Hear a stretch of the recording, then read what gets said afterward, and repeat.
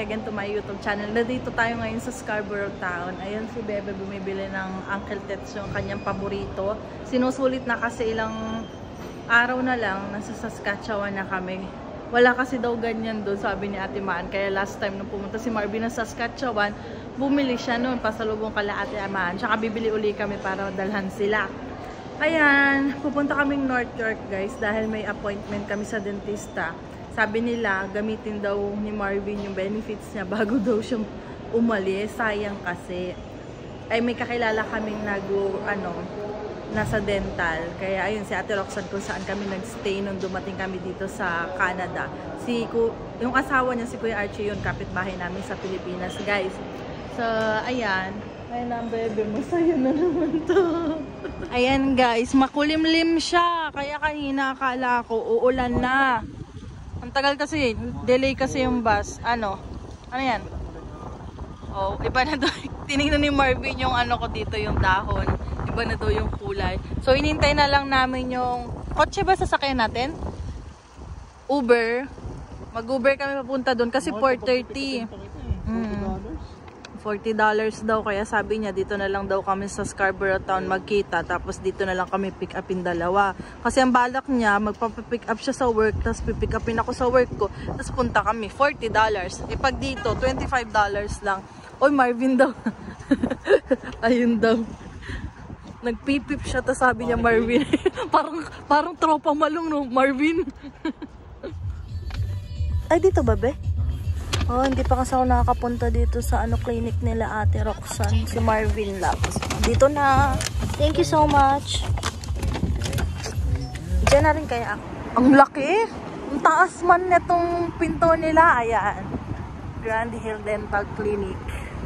We're here! Ang social. Nakakaya naman yung so ganda guys.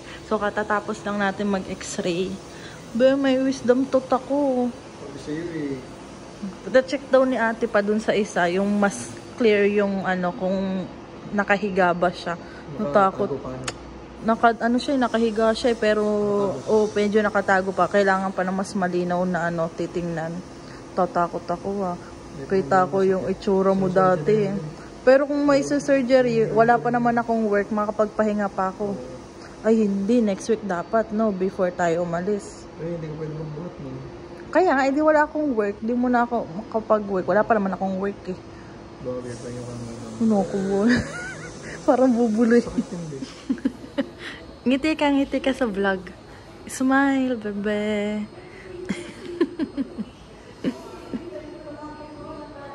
Guys, crystal line. Hi ka. Ebe, hi ka.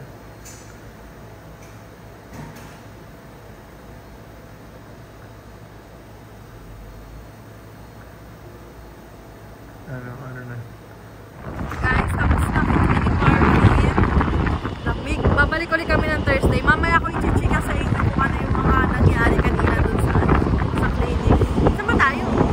Oh, lamig. Biglang lamig naman ang hangin. Nakasakay na kami sa bus guys. Medyo madilim na. Grabe ang lamig ngayon. Ang sakit sa balat ng hangin. Dito na kami sa Young guys. Bale, 7 PM na. Katulog ako Medyo mahaba-haba din na itulog ko. Guys, nandito na kami sa bahay. Bali kanina, nagmamadali kami ni Marvin kasi sobrang lamig habang naglalakad kami. Pag umahangin, masakit siya sa balat. Pero hindi naman siya ganun kaninang madaling araw nung papasok na kami sa work ni Marvin. Talaga nanginginig kami kanina ni Marvin sa lamig. So, ayun na nga. So, nagpunta kami ng kanina sa dentista. Tapos, sabi nga ni ate, gamitin na nga namin lahat kasi nga alis na kami next week. So, isiningit kami ni ate, nakasingit kami kanina. Tapos, next week uli, schedule kami doon pagbalik. Ayun, kasi first time, di ba nga last time, namaga yung ganto ko. Napansin ng mama ko na namamaga, tas may mga nanonood sa atin na sabi nila, patingnan ko na nga daw kasi baka mamaya iba na. Kasi nakita na daw dun sa video na namamaga yung ganito ko. Tapos, ayun, hindi pa kami makapagpatingin ni Marvin dahil nga wala pang insurance. Dahil, syempre, mahal din kasi talaga magpa-dentista dito. Hinintay ko. Nung una, medyo masakit-sakit. Tapos, parang habang tumatagal, umabot ng 1 week, nagkaano na siya biglang namagana. Tapos, ayun, nawala naman siya. Tapos, nasabi ko ngayon kay ate, yung kakilala namin sa dental. Tapos, ayan, kanina, edi, ano na ako, na-x-ray. Edi, una ako alam ko una ako. X-ray ako. De, x-ray. May mga pinapakagat-kagat, ganyan. Kasi bagong gawa yung, hindi naman, 1 year pa lang yung clinic na yun. Parang bagong bukas, second branch na daw yun. Tapos, nung umano na sabi ni ate, parang may hindi siya masyado pang kita. Parang nakahiga daw. Tapos, kailangan ko pa ng isa pang, ano bang tawag dun? Parang x-ray pa rin. Pero mas malinaw siya. Mas nakafocus siya dun sa wisdom tooth. Bago dun sa next, hinintay pa namin yung dentista na matapos dun sa isang client niya. Nung nandun na ako, parang nahiga na ako. Kinabahan na ako, hindi ko alam. Kinabahan na ako kanina nung sinabi na ating kasi nga syempre kita ko si Marvin nung tinanggal yung wisdom tooth niya dito, din nga magambaga, tapos sobrang sakit, madaling araw. Na yan, nagagalit na kasi ang sakit-sakit daw, hindi ko daw alam yung nararamdaman niya. True ba, be? Oo daw. Ayun, kakaawa talaga si Marvin, tas hindi siya makakain talaga, guys. Tapos, ayun na nga, kanina, sabi ni ate, yung wisdom tooth ko daw, 2 sa baba na parang nakahiga daw. Tapos, titingnan pa dun sa isang i-x-ray sa akin kung kailangan na bang tanggalin. Kung masama na ba ang tama, ganyan. Tapos, ayan, na nga yung dentista, dumating na. Iniisip-isip ko ngayon kasi sabi ko, shit, 2. Tapos, tinatanong na pala ako ng dentista kung ilang taon na daw ako. Hindi ako, parang nabingi na ako, wala akong naririnig talaga at parang natulala na ako. Tapos sabi ni ate, bebe, tinatanong ko ilang taong ka na, sabi ko 25. Tapos sakto daw kasi yung parang kang last na ng edad kapag magpapatanggal ng wisdom tooth. Kasi pag mga 26 pataas na daw, medyo masakit na daw talaga yun. Tulad nung kay Marvin nga. Maganda daw magpatanggal ng wisdom tooth 20 years old to 25. Yun, niya. Tapos, nag-start na siyang ng ngipin ko, tinutusok, may mga parang tinutusok siya. Kala ko nga masakit, parang napikit pa ako, tapos hindi naman masakit. Tapos sabi niya, I have a good teeth daw, maganda daw yung teeth ko, ganto ganyan. Tapos, may lang siya, hindi daw tulad nung sa iba na madaming cavity, 2 lang daw yung cavity na aking kaya pang linisin pa, ganyan. Tapos sabi pa nga isang kasama ni ate nung tinanong na nga, daw sabi nung dentista, sabi 2 yung cavity. Sabi, sana all daw kasi syempre bihira lang daw yung ganyan. Maayos yung ngipin. Kasi since elementary talaga, alaga ko yung ngipin ko, wala akong bulok, ganyan. As in, talagang maganda yung ngipin ko. Tapos nung college na nga, nagpa-braces na nga ako. Ngayon, naghiwa-hiwalay, kaya yun nga, pinaano ko rin kay ate na baka pwedeng papastahan tong gitna kasi naghiwalay na siya, may butas siya. Tapos ayan na nga, nung in-x-ray na uli ako, tiningnan na nung dentista, kailangan ko daw ipabunot na kasi masama na daw. Sabi ko, shit. Hindi, tapos kailangan ko expedite ba yun? Oo, magpapabook kami, so i-refer nga daw kami. Dahil nga ilang araw na lang aalis na kami, kailangan nila parang ipamadali yung result daw. Kung dapat daw bukas makapagpa-expedite na ako, tas next week Monday makuha na para may schedule na kung kailan i-surgery itong wisdom tooth ko. Kasi tinanong din ako ni ate kung ilang beses ko na doon experience sumakit. Sabi ko, 1 beses pa lang ate, tapos neto lang yun. Maganda daw matanggal na habang maaga pa, kesa daw sumakit pa ng sabay. Buti nga daw 1 lang daw yung nanakit pa. Tapos, hinihintay ko, sabi ni ate, pag magpapa-expedite doon, so 300, parang $380. Sabi ko, Okay naman, sabi ko, wala pang problema yung babayaran. Kasi yun, maglalabas na talaga kami ng pera. Kasi iba na daw yun, hindi na daw yung sakop nila ate. Pero yung surgery yun, sakop siya. So, wala kaming babayaran doon. Mahal din ang surgery, guys. Tandaan nyo yung kay Marvin. Magkano yung sa'yo dati, be? 600? Ganun. Oo, 600 yung surgery niya. Isa lang yun, ah. 700 na ata lahat yun. Isa lang yun, di ba? Ay, yung akin, dalawa. Tapos, di parang sabi ko, hintayin ko lang ate si Marvin at di talaga ako makasagot kay ate at natatakot talaga ako. Kasi pag mga ganyang mga surgery, tapos syempre, una, hindi daw nga masakit. Pero syempre, pagkatapos na nun, doon mo na mararamdaman kasi nawala na yung, anesthesia daw, wala na. Baka umabot ng 1 linggo rin na ganyan. Tapos sabi ni ate, sakto daw, habang wala pa daw, pagdating namin dun, habang wala pang work, di makapagpahinga daw ako. Ang nangyari nga, guys, nung dumating na si Marvin, tapos na siyang linisan yung ngipin niya. Biglang napasabi si Marvin, ay ate, kasi may mga bubuhatin kami. Syempre may mga maleta kaming bibit-bitin, mabigat din. Tapos itong mga box pa namin, ibang mga gamit na aakyat pa namin dito galing sa basement. Di ba bawal daw magbuhat-buhat pag nag-surgery. Tapos, lagot. Kasi kung sakali, isa-surgery nila ako ng Thursday next week. Ang flight namin ay Linggo. Tapos, kaya sabi nila, ay, oo nga, hindi pwede, ganyan, paano ba yan, ganito, ganyan. Tapos, sabi nila, ate, ay pag pag may benefits na si Marvin sa work niya, pag nasa Saskatchewan na lang kayo, nagkaroon na kayo ng work, tas may benefits, gamitin nyo na agad para mapatanggal na. Tas, nalalambot ako, nanginginig yung tuhod ko. Tapos natutulala talaga ako. Sabi ko, dalawa. Sabi ko, paano yun ate? Yung kay Marvin nga, sakit na siya, isa pa lang.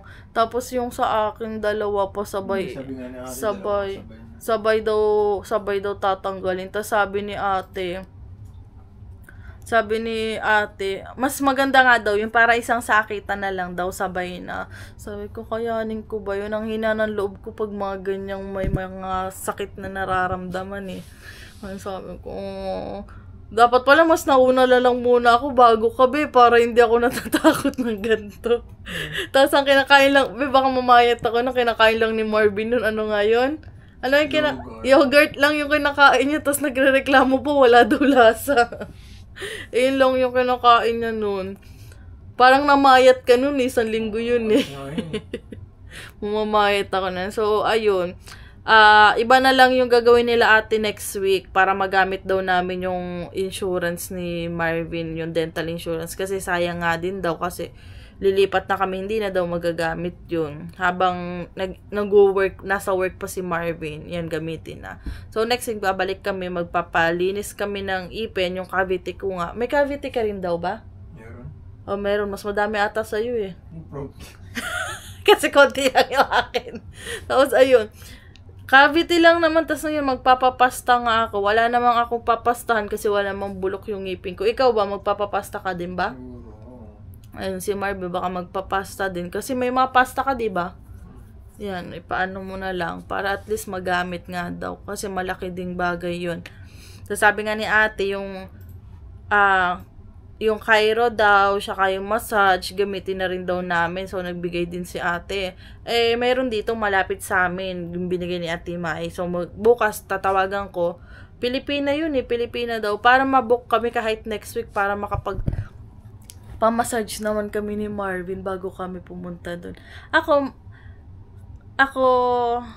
gusto, kailangan ko talaga yun eh, kasi ang sakit talaga ng likod ko talaga, guys. Kailangan ko yan, saka madami ng lamig-lamig. Para naman mabawasan yung lamig natin bago mag-winter. Ayun. Sana naman hindi pa, habang wala pang work, sana hindi muna siya manakit. Kasi wala pa kami panggastos talaga.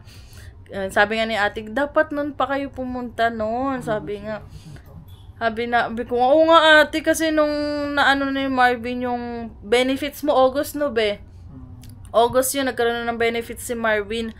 Balak na sana talaga namin, hindi lang namin maano kung kailan kami pupunta. Kasi syempre, busy din ako sa trabaho, puro trabaho. Tapos hanggang sabi ko, tapos yun nga ate, biglang usapan na namin ni Marvin na decided na talagang lumipat. Ayan, biglaan. Sabi, sayang, di sana kahit papaano napatanggal. Pero na-stress talaga ako dun sa yung wisdom tooth. Kasi syempre, may mga naririnig nga din ako na masakit nga daw yun, ganyan. Then, na-share ko naman sa ninyo nung 1 month ago na ata yun. Talagang hindi ko talaga hindi ko kinakaya yung sakit, pero hindi pa yun ganun kasakit ha. Kasi yung iba yung feeling ni Marvin mas masakit talaga eh. Kita mo sa itsura ni Marvin.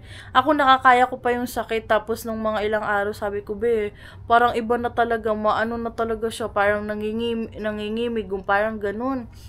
Hanggang sa namagana nga siya. Tapos nawala din naman. Tapos minsan nakikiramdam ako, may time na parang kumikirot, tapos mawawala. Pero, ilang weeks na rin na wala akong nararamdaman. Pero sana naman, kasi kapag wala kami insurance at bigla ang sakit to, Diyos ko, dahil makapaglabas kami ng pera.